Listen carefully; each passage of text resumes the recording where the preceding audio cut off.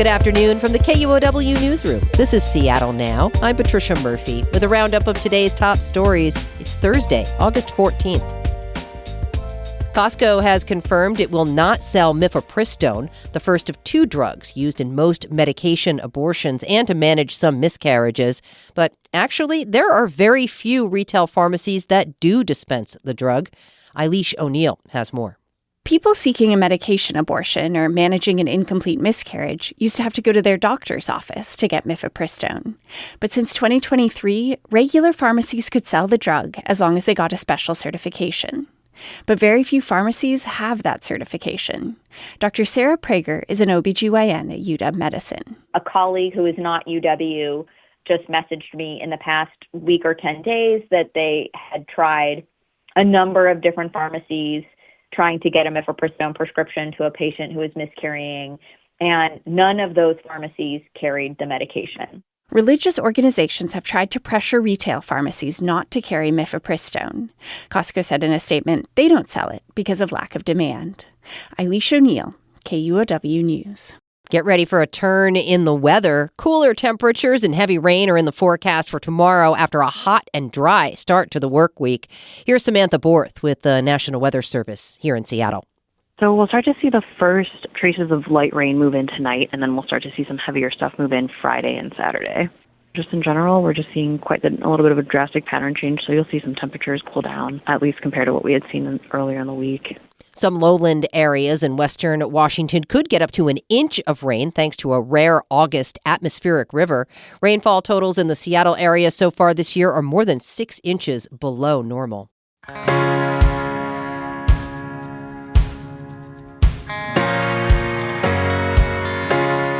A new lawsuit filed in King County Superior Court claims that Hillary France, the former elected boss of Washington's Natural Resources Department, ignored reports of physical abuse of a female staffer who was in a relationship with the department's top lawyer.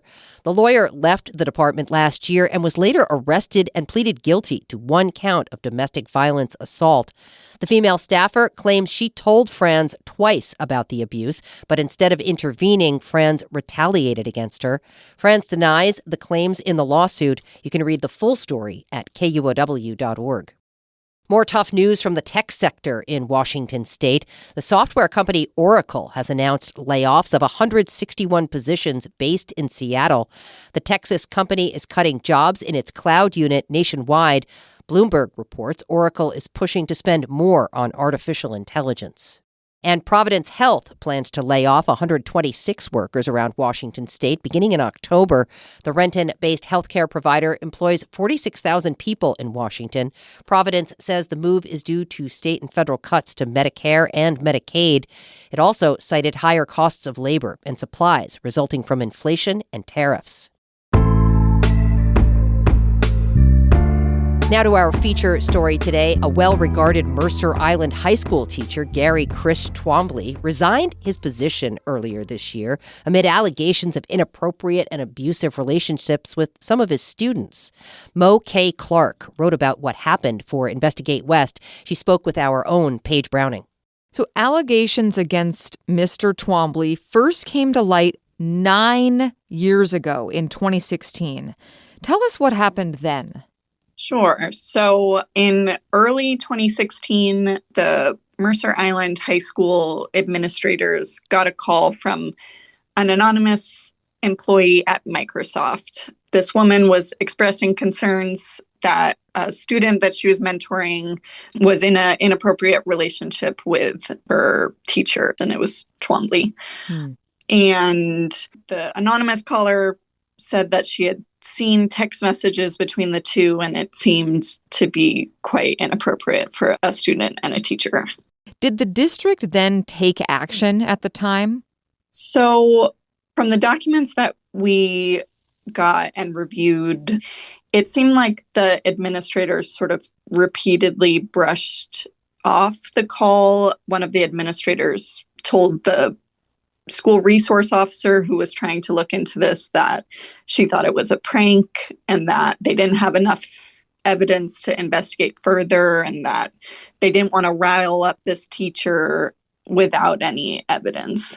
I have a question sort of about the environment around this teacher at the time. You wrote that he was a beloved teacher with these allegations happening quietly in the background. What was he teaching and how did students perceive him? I partly asked this to highlight what power dynamics might have been at play in his interactions. Yeah, so Twombly was a longtime English teacher at the school. He also was the advisor for the student newspaper and coached for many years the track and field team. He was extremely well regarded at the high school, it seems. Every person I talked to talked about how beloved he was at the high school. There's been a lot of shock that these allegations were made against this teacher because he was so well liked. And sort of to your point about the power dynamics at play, this is not uncommon for cases like this, for the teacher to be really well regarded, and therefore allegations can be sort of brushed off more easily. And so in 2016, this allegation comes out. Twombly continues to teach, no repercussions. What happened next? So 8 years later, in December 2023, a different student than the one that the anonymous tip was about came forward and said during that same time, during that same school year, she had been in a relationship with this teacher when she was a minor. After she made the report to police, the teacher was quickly put on administrative leave, paid administrative leave, while law enforcement was looking into the allegations. So this time it was taken more seriously. The police report was filed, and what happened from there?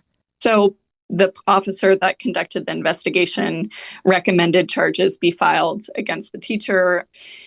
Given the severity of the things that the victim had shared, the case went to the King County Prosecutor's Office, and they said it was beyond a reasonable doubt that the misconduct and abuse had occurred.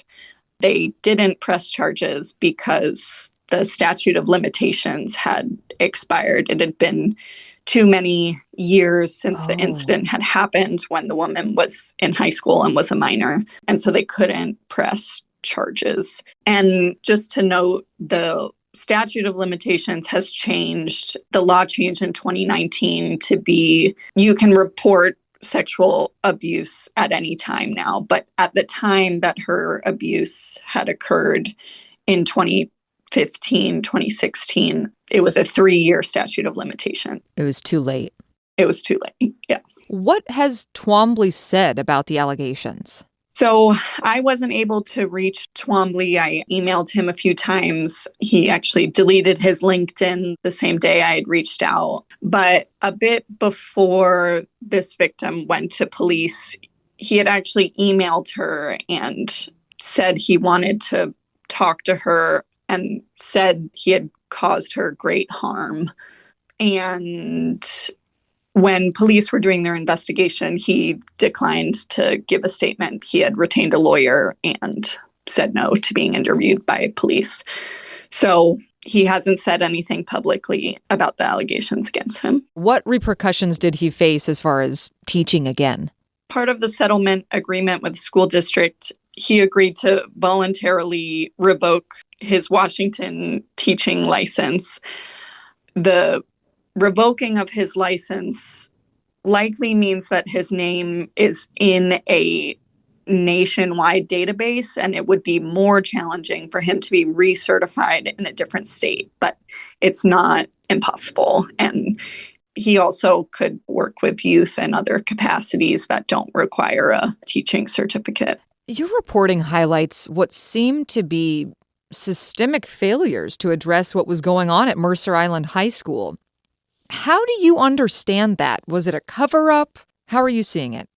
So the school district never publicly announced anything about Twombly or why he had resigned.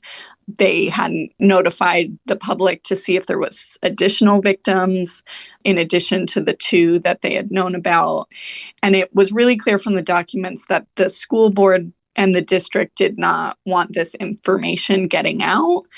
They have sort of continuously said that they were trying to respect the wishes of the victim. She didn't want to be in the public spotlight. She didn't want to be re-traumatized by this case. But it's also pretty clear that the school district didn't want a scandal. And the way that they tried to keep this information sort of out of the public eye, I don't know if I would call it a cover-up, but they did work very hard to keep this information quiet. You told our producer that you looked into how common incidents like this are around Washington state. What did you find about that? Yeah, I was pretty shocked, I think, to see how common cases like this are. I cover criminal justice topics, so education issues are kind of outside of my normal reporting. And I can say I don't hear about these cases with frequency, even working in the news. Yeah. There was a very similar case out of Bothell a few years ago, another case in Vancouver, and 2 teachers a few years ago on Vashon Island. And also looking through the state's licensing database, I came across a few others in the last 2 years that were never publicized, but were very similar to the case that I looked at. So I was shocked to find that it is not that uncommon, unfortunately. Mo K. Clark is an investigative reporter at Investigate West, supported by the Murrow News Fellowship, an initiative of Washington State University. Mo, thank you so much for your reporting. Thanks for having me. And this story was co-reported by Andy Nystrom of the Mercer Island Reporter.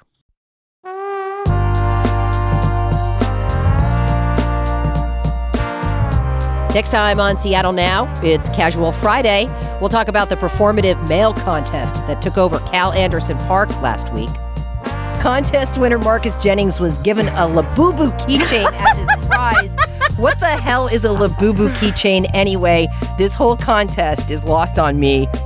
And that's all for today from the KUOW newsroom in Seattle. Our producer is Andy Hurst. The interview in this episode was produced by John O'Brien. And I'm Patricia Murphy. Seattle Now and KUOW are members of the NPR network. See you soon.